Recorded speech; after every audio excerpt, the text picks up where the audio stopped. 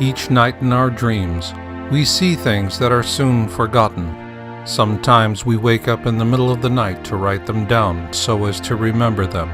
But then there are dreams that take us to the future, and what do we see? Cataclysm and suffering on an unimaginable scale, and us and those whom we love in the midst of it as well.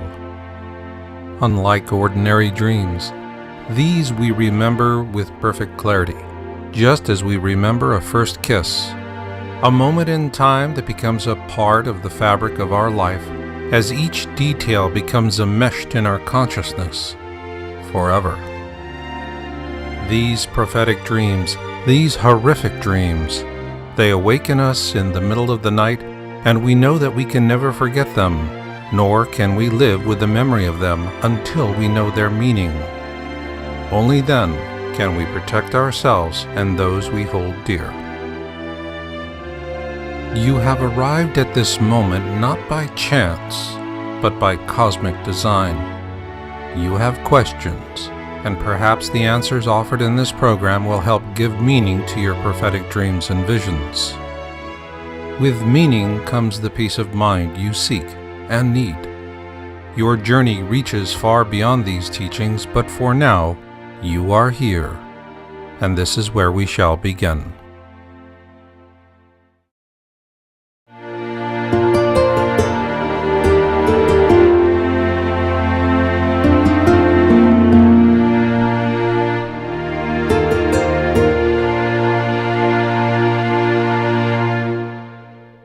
Welcome to our Prophetic Dreams, Part 1 of this 12-part Wisdom Series. These teaching programs are made possible by Your Own World Books, publishers of the Colburn Bible and God's Child Covenant by Marshall Masters. Please feel free to share complete and unedited copies of these programs with others. For more information, visit virtualserenity.com.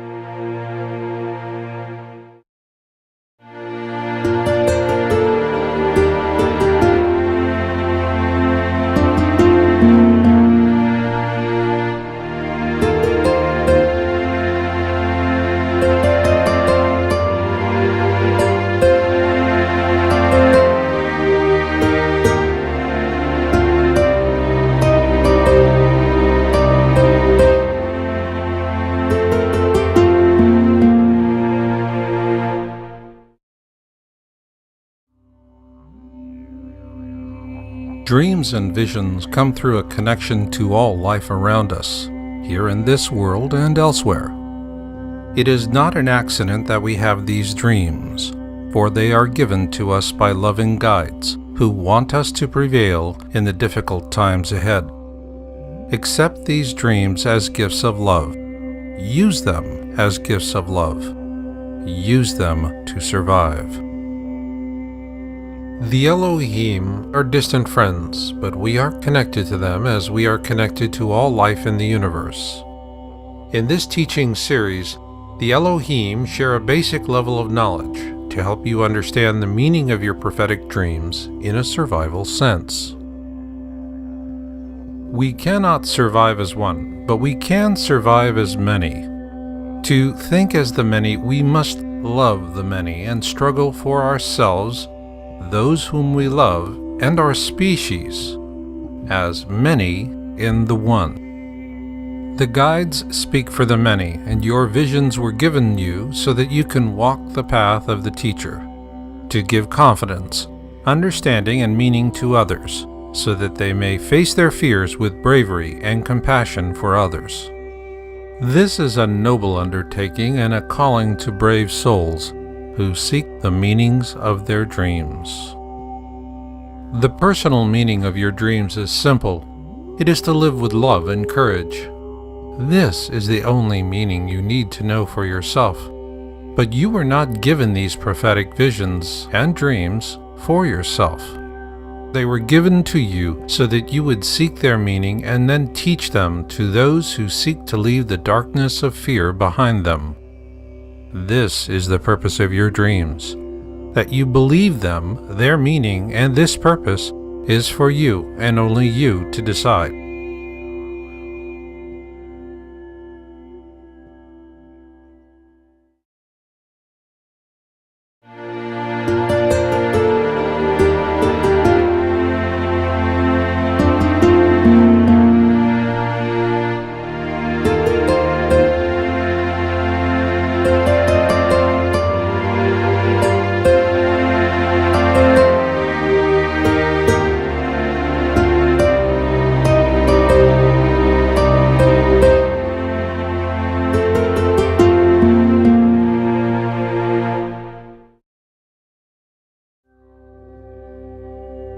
To teach is to lead by example, and so I must share with you my own prophetic vision, a dream that haunted me for months, many decades ago when I was a younger man living in Texas.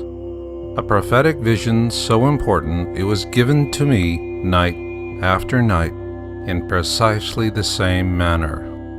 Eventually, it became a permanent remembrance, so the visions would survive intact. In this vision, I was shown a place I never knew, but sensed I would come to know. A place far away from me, but very near a major city. A city I did not know, but would likewise come to know in the fullness of time. It was a brutal dream, filled with death and quiet misery. A place where the suffering came to live or die, resigned to either fate. A place where the business of hope was no more, and just hope itself was something beyond the next step. My vision always began the same way, with the terrible skies of volcanic eruptions and meteor impacts. Black-streaked and sullen, it cast an eerie light across a barren and lifeless landscape. It was here, through a narrow pass in the foothills bordering this great metropolis, the weary and forlorn came to meet their fate. What I saw was a place of final choice, a triage center, as bureaucrats would call it. There, the suffering chose to surrender their lives peacefully or to continue the struggle for life in what had become a barren and brutish world. Overlooking this place of choosing, I watched as they descended through the narrow pass into a dry lakebed, there to be sorted into areas set aside for the business of living and dying. I knew not the name of this place, but I saw it with such detail that to this day I vividly remember the warm, gritty puffs of wind on my face and the tint of a sky that would not yield me even the slightest trace of blue. My visions of this place persisted until I was so beset by them I developed hemorrhoids from the stress, and a hasty surgery was required. Then the guides who'd given me this dreadful vision night after night for months finally gave me peace from it. Not the peace of forgetfulness, though I did spend countless years trying to wipe it from my mind, but to no avail.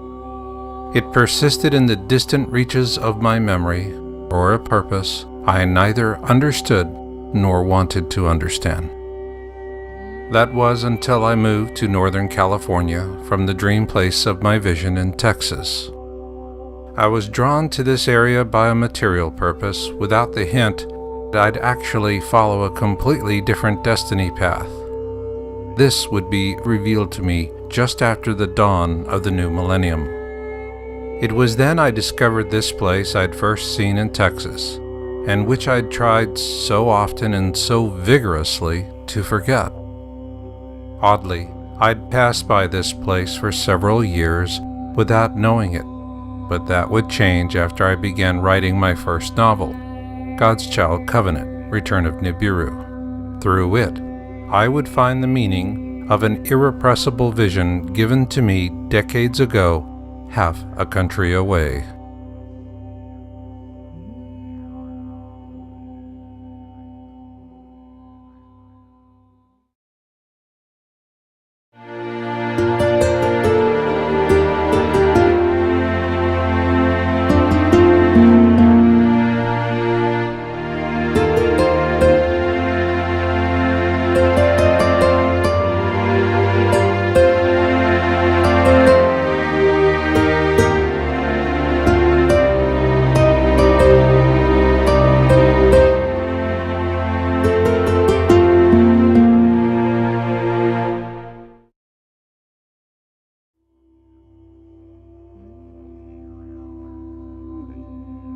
When I began writing God's Child Covenant, I struggled with the manuscript.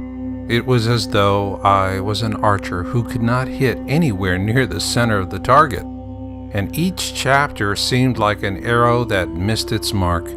No matter how carefully I aimed, it was as though I could not focus on the target. It was then that synchronicity brought me a passing acquaintance. Supportive of my efforts, he read my early manuscript and quickly saw the gap in it, and volunteered to help me close it. He invited me to meet him at a spot he liked to visit during his moments of reading and contemplation, a place known to those who live in the southern parts of the San Francisco Bay Area as the Lexington Reservoir in Los Gatos, California, a place I'd passed countless times during my daily commutes between the Silicon Valley of San Jose to the coastal area where I lived. This time was different because I would follow him along a road I'd never traveled before. He led me around the shoreline to a spot overlooking the calm waters of the Lexington Reservoir and the low mountain range that separated it from the vast metropolis just beyond. Off to my left, there was the narrow pass through which I'd seen emaciated and diseased people wrapped in tattered linens, struggling on foot to this place of dying. It was then that I stood in the very place where I'd first stood in my vision decades past in a city thousands of miles away, and I was there now. Each detail of the land was exactly as before, save for the precious green and blue that now make it a place of beauty. My heart was so broken, I collapsed like a rag doll and wept. When I finally arose, I knew that I found the place of my vision as well as my purpose. After that, the words of my novel, God's Child Covenant, Return of Nibiru, poured out from me like water from an eternal wellspring. It was a process of ecstasy such as only writers can know, and in it I embedded the substance of my prophetic vision. Yet one question remained unanswered. Decades earlier, I'd seen this place as barren and dusty, devoid of the tranquil blue waters that filled this reservoir. How then could it become a dry and dusty bowl? That simply escaped me. Early on in Texas, where I'd first seen this place, and then later in California after I actually found it, I never had the answer to the question. So I did as I've learned to do with such mysteries: place them in a clear jar, put it on the shelf, and wait for synchronicity to provide me with a label. That empty jar first went up on the shelf in January 2003 with the publication of the first edition of God's Child Covenant. Then 5 years later, in the summer of 2008, synchronicity finally delivered the label. And again, I was not the first to see it. Rather, it was my dear wife Yelena. Following our usual southward journey to our home near the Monterey coast, we drove past the Lexington Reservoir as always, but this time she noticed that it was being drained. The official explanation for draining the reservoir is that it is to allow for engineering improvements, and that the reservoir will remain drained until 2010, assuming it can be refilled at that time.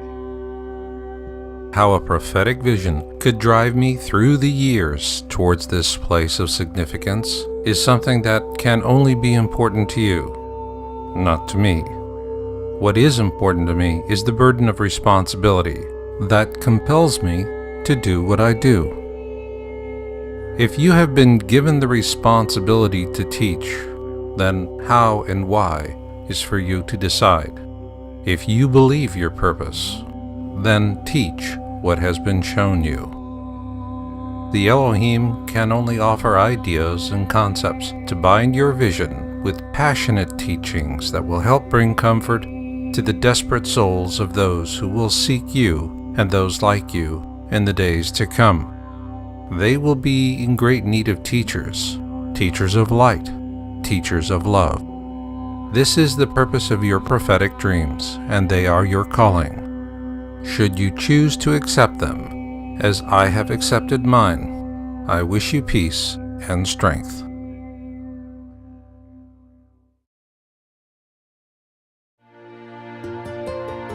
These teaching programs are made possible by Your Own World Books, publishers of the Colburn Bible and God's Child Covenant by Marshall Masters. The Colburn Bible is a two-part wisdom text. This secular anthology offers the wisdom of hundreds of ancient authors, and the many harbinger signs of their prophecies are now converging on 2012. God's Child Covenant is a romantic action drama set against a global tribulation. It offers a realistic yet hopeful vision for the future, because 2012 will be less about what is in your bunker and more about what is in your heart. A printed transcript of this entire teaching series is available. For more information, visit virtualserenity.com.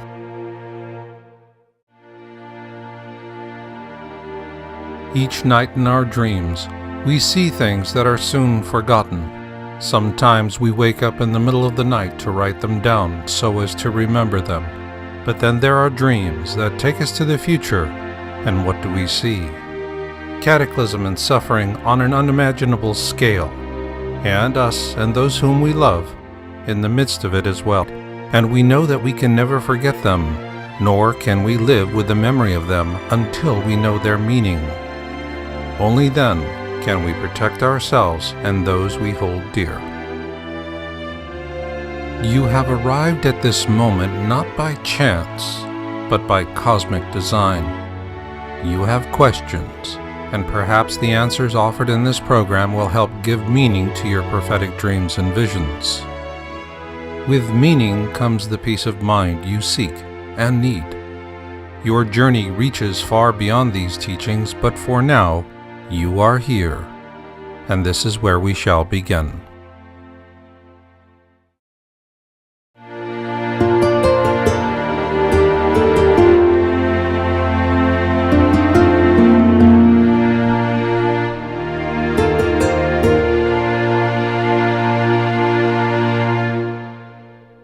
Welcome to our Prophetic Dreams, Part 1 of this 12-part Wisdom Series.